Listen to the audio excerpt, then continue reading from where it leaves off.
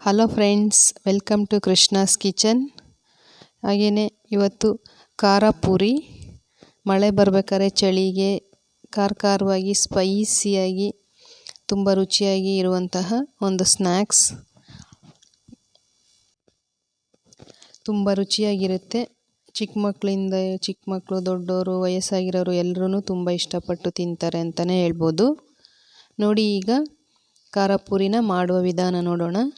ನೋಡಿ, ಈಗ ನಾನು ಪೂರಿ ತೊಗೊಂಡಿದ್ದೀನಿ. ಇಲ್ಲಿ ಎಲ್ಲನೂ ನೀಟಾಗಿ ಕ್ಲೀನ್ ಮಾಡ್ಕೊಬಿಟ್ಟು ಒಂದು ಬೌಲ್ ತುಂಬ ಪೂರಿ ತೊಗೊಂಡಿಟ್ಕೊಂಡಿದ್ದೀನಿ. ಈ ಕಡೆ ನಾನು ಸ್ಟವ್ ಆನ್ ಮಾಡಿ ಒಂದು ಕಡಾಯಿನ ಇಟ್ಟಿದ್ದೀನಿ. ಅದಕ್ಕೆ ಒಂದು ಸ್ವಲ್ಪ ಎಣ್ಣೆ ಹಾಕ್ಕೊಂಡಿದ್ದೀನಿ. ನೋಡಿ, ಈಗ ನಾನು ಇದಕ್ಕೆ ಎಣ್ಣೆ ಬಿಸಿಯಾದ ನಂತರ ಒಂದು ಬೌಲಷ್ಟು ಕಡಲೆಬೀಜ ತೊಗೊಂಡಿದ್ದೀನಿ. ಈ ಕಡಲೆಬೀಜನ ಎಣ್ಣೆಯಲ್ಲಿ ಚೆನ್ನಾಗಿ ಫ್ರೈ ಮಾಡ್ಕೋಬೇಕು. ಕಡಲೆಬೀಜ ಚೆನ್ನಾಗಿ ಚಟಪಟ ಅಂತ ಚಿಡಿದು ಕಲರ್ ಚೇಂಜ್ ಆಗೋ ತನಕ ಈ ರೀತಿಯಲ್ಲಿ ಸಣ್ಣ ಉರಿ ಇಟ್ಕೊಂಡು ನೋಡಿ, ಕಡಲೆಬೀಜ ಚೆನ್ನಾಗಿ ಕ್ರಿಸ್ಪಿಯಾಗಿ ಈಗ ಫ್ರೈ ಆಗಿದ್ದಾವೆ. ಇದನ್ನು ಸಪ್ರೇಟಾಗಿ ನಾವು ಒಂದು ಪ್ಲೇಟ್ಗೆ ಎತ್ತಿಟ್ಕೊಳ್ಳೋಣ. ನೋಡಿ, ನಾನೀಗ ಒಂದು ಪ್ಲೇಟ್ಗೆ ತೆಗೆದಿಟ್ಕೊಳ್ತಾ ಇದ್ದೀನಿ.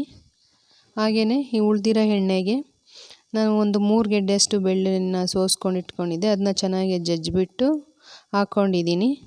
ನೋಡಿ, ಈಗ ಈ ಬೆಳ್ಳುಳ್ಳಿ ಚೆನ್ನಾಗಿ ಫ್ರೈ ಆಗಬೇಕು.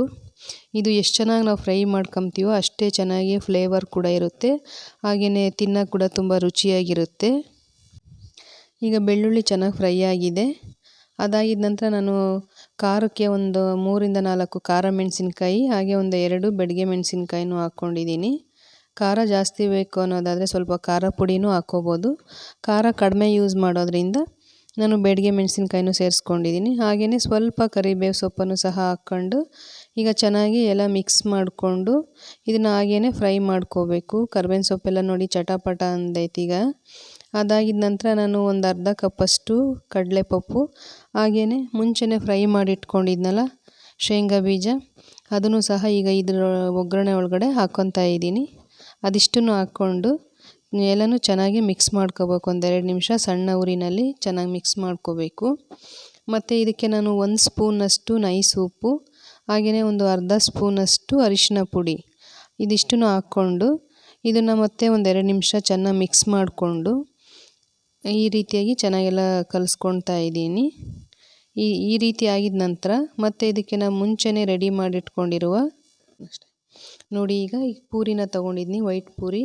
ಈ ಪೂರಿನ ಈಗ ನಾನು ಒಗ್ಗರಣೆ ಒಳಗಡೆ ಹಾಕ್ಕೊತಾ ಇದ್ದೀನಿ. ನೋಡಿ, ಅಷ್ಟನ್ನು ಹಾಕ್ಬಿಟ್ಟು ಈಗ ಇದನ್ನು ನಾನು ನೀಟಾಗಿ ಎಲ್ಲನೂ ಮಿಕ್ಸ್ ಮಾಡ್ಕೋಬೇಕು. ನೋಡಿ, ಆಚೆ ಈಚೆ ಮಾಡಿಬಿಟ್ಟು ಎಲ್ಲ ಕಡೆನೂ ಚೆನ್ನಾಗಿ ಕಲಿಸ್ಕೋಬೇಕಲ್ಲ, ಉಪ್ಪು ಖಾರ ಎಲ್ಲ ಮಂಡಕ್ಕಿಗೆಲ್ಲ ಇಟ್ಕೋಬೇಕು. ಹಾಗಾಗಿ ಎಲ್ಲನೂ ಮೇಲೆ ಕೆಳಗೆ ಮಾಡಿಕೊಂಡು ನೀಟಾಗಿ ಎಲ್ಲ ಮಿಕ್ಸ್ ಮಾಡ್ಕೋತಾ ಇದ್ದೀನಿ. ಈ ರೀತಿಯಾಗಿ ಮಿಕ್ಸ್ ಮಾಡಿ ನೋಡಿ, ಈಗ ಚೆನ್ನಾಗೆಲ್ಲ ಮಿಕ್ಸಾಗಿ ಚೆನ್ನಾಗಿ ರೆಡಿಯಾಗಿದೆ. ಈ ರೀತಿಯಾಗಿ ಖಾರ ಪೂರಿ ರೆಡಿಯಾಗಿದೆ. ನಿಮಗೂ ಇಷ್ಟ ಆದರೆ ನೀವು ಒಂದು ಸಲ ನಿಮ್ಮ ಮನೆಯಲ್ಲಿ ಟ್ರೈ ಮಾಡಿ. ಹಾಗೆಯೇ ಹೇಗೆ ಬಂದಿರುತ್ತೆ ಅಂತ ಕಮೆಂಟ್ ಮಾಡಿ. ಈಸಿ ರೆಸಿಪಿಗಳೊಂದಿಗೆ ಮತ್ತೆ ಸಿಗ್ತೀನಿ. ಹಾಗೆಯೇ ವಿಡಿಯೋ ನೋಡಿದ್ದಕ್ಕಾಗಿ ಧನ್ಯವಾದಗಳು. ಲೈಕ್ ಮಾಡಿ, ಶೇರ್ ಮಾಡಿ, ಕಮೆಂಟ್ ಮಾಡಿ. ಮರೀದೇನೆ ನಮ್ಮ ಕೃಷ್ಣಾಸ್ ಕಿಚನ್ಗೆ ಸಬ್ಸ್ಕ್ರೈಬ್ ಮಾಡಿ. Thank you for watching. Bye.